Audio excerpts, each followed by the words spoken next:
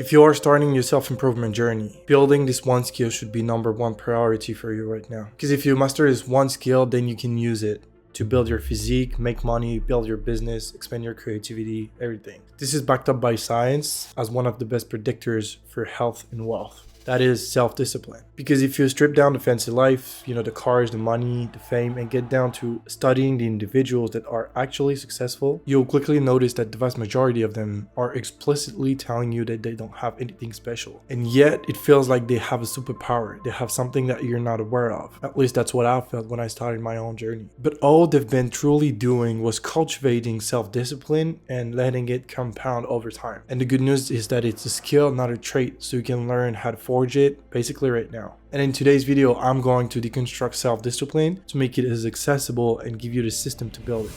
Now, I can't and I won't promise you that you'll make $1 million in the next 90 days following this method. What I can promise you though is this. If you work on your self-discipline, you'll be able to engage with very little friction every day in the habits that compounding create the life that you've wished for yourself. Imagine a couple months from now being able to exercise 4 times a week, eat healthy, read more, build your business, consume less alcohol, play less video games, consume less social media, and the list goes on and on. You can basically use it to do anything you want. And if that's what you're looking for, you're in the right place right now. Because that's what self-discipline does. It allows you to build and put sustainable habits in place. And I'm convinced that learning self-discipline is essential. It's like truly the cheat code to the success life. And when I'm talking about success, I'm talking about meaningful. I'm 100% sure that you can accomplish this because it all comes down to the way your brain's wired. This means if you have a brain and you learn how to do this properly, you'll inevitably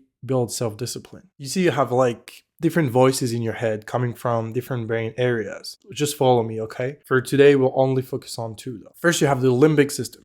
What is that? Okay. Think of this as your emotional brain. It's very primitive and it's where your emotional response, temptations, and impulses, they originate. You share this with almost all animals.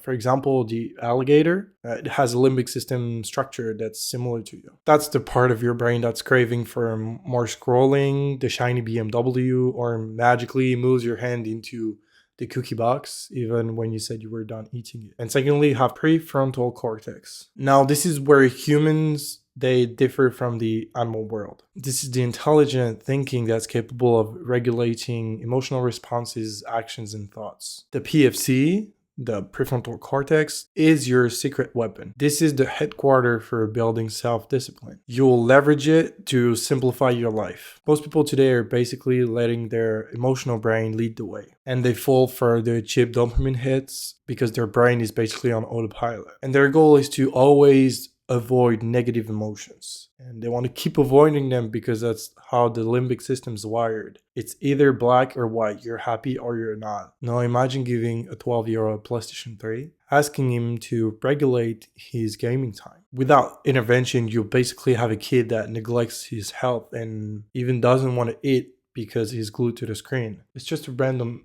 example. That's when the parent needs to step in and say stop, even if the kid starts to get angry and all worked up and frustrated. The thinking brain, which is the parent in that scenario, has the ability to interrupt the cycle of thoughts and actions to return to baseline level. Simply put, self-discipline is the only power that will enable you to choose going to the gym over staying in bed watching Grey's Anatomy. Still not talking about anyone in particular. Okay, in order to build self-discipline, what you want to do is basically condition your thinking brain to be able to effectively regulate your emotional brain when necessary. The ultimate skill is to be able to do this on command, whenever it's needed. And the great news is that your brain's adaptable, allowing you to start implementing this method at any age. Otherwise, it just doesn't matter if you have the right plan because you will never action it without self-discipline. And that's a problem with a lot of self-improvement content out there. They all talk about the perfect plan, the perfect skills to build, the perfect business model, but they never talk about the first step, which is you need to start working on yourself and your discipline, and everything will get accessible. Getting back to how to build it, you have to go through the frustration imposed by the limbic system and engage to the behavior that leads to your goal regardless. That's the hardest part. But in neuroscience, the idea is that if you do it consistently, you will start to rewire your brain's connections. You're striking your thinking brain to quickly break the thought, the action, the emotional pattern triggered by the emotional brain. And that's something that's extremely valuable. You achieve this through mental exercises. Whenever your emotional brain tries to take control,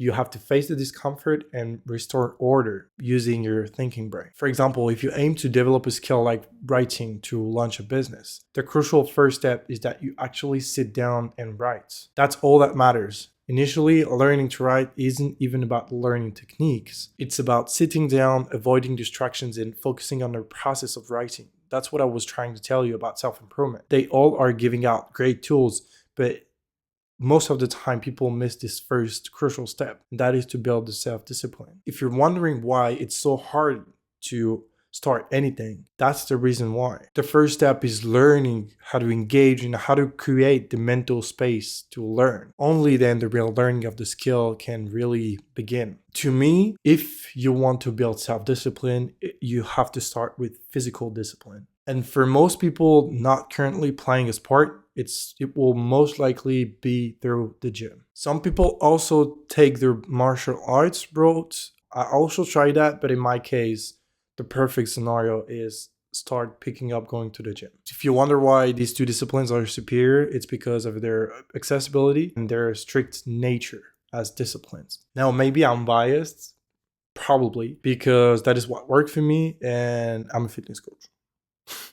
I started consuming self-improvement a long time ago. And back then, I never really had experienced self-discipline. And it didn't matter how much content I was consuming. I still wasn't able to apply the advices, to use the tools and tips because I simply didn't know how. And the trigger point that allowed me to open up my mind, to find clarity, and to ultimately be able to engage in other behaviors was when I started dragging myself to the gym. That's like the most transformative step that I took. Because in that case, self-discipline is directly actionable and observable. The physical activation is crucial because it's a clear, significant step of progress. Simple.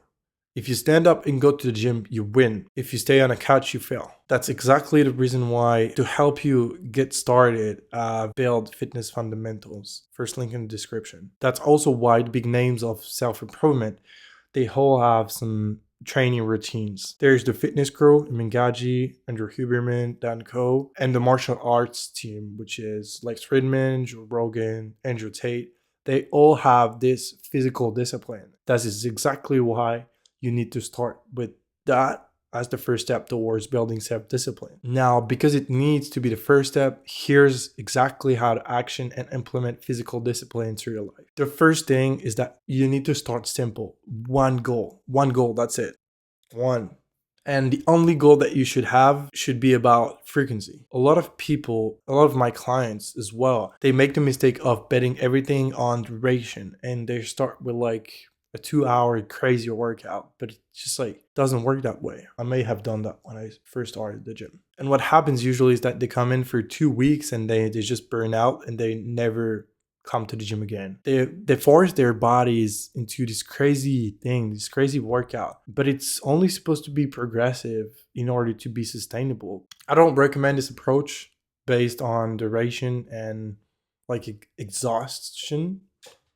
Because as I said, the most important thing is to simply engage and go to the gym at first. Even if it's for like 20 to 30 minutes workout, this is good for starting. What I do recommend though is that you make this habit as frequent as possible, because this is what is going to help you implement it in your routine, first of all, and is going to alter the connections that you have in your brain to make this thing automatic, basically. So pick frequency, the higher the better, but be realistic though. Ideally, I would be as close as possible to 6 days per week, even if it's for 15 minutes. Trust me. As just said, the frequency just conditions the brain quicker. The minimum for that, I'd say, is probably 3 times per week.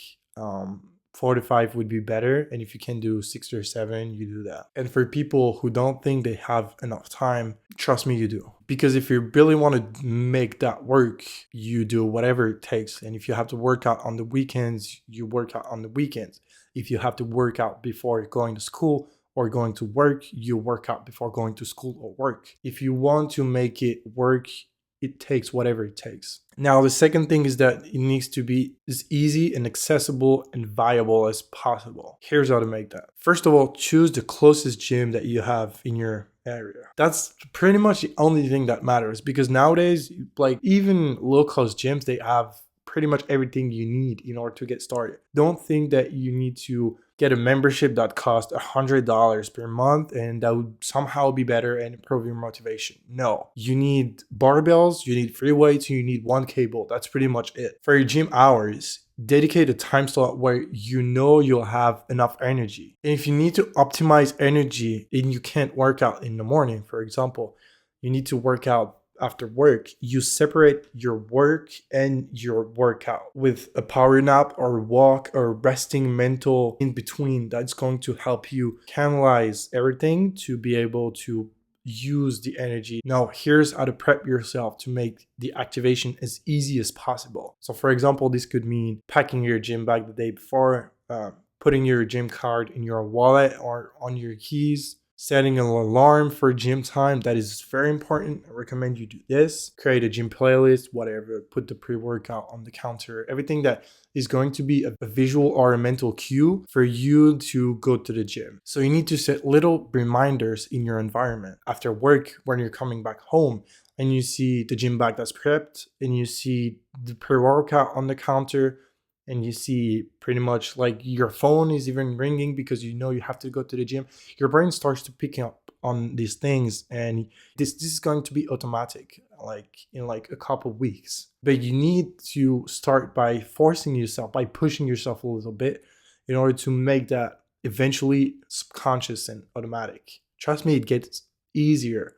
Like you can see the difference from week to week. But the idea here is to make it sustainable. The more your approach is gradual and natural, the most sustainable the habit will be eventually. And starting something like physical exercise is inevitably going to cause friction and be hard to start. But by tweaking the process, personalizing it, you'll make it viable. And for me, what really worked was to create my gym playlists and my supplement ritual. So taking my vitamins in the morning and my pre-workout before heading out to the gym was triggering my body. And as a ritual, it was preparing it for activation. At first, I had to force it. So I had to physically tell myself that I need to take the pre-workout and put it on the counter. But after a few weeks, you just do it like subconsciously. It goes on autopilot, and that's when the magic starts to happen. When you do it without even having to think about it, that's when you win big. Know that you've prepped yourself and adapted your schedule to fit your new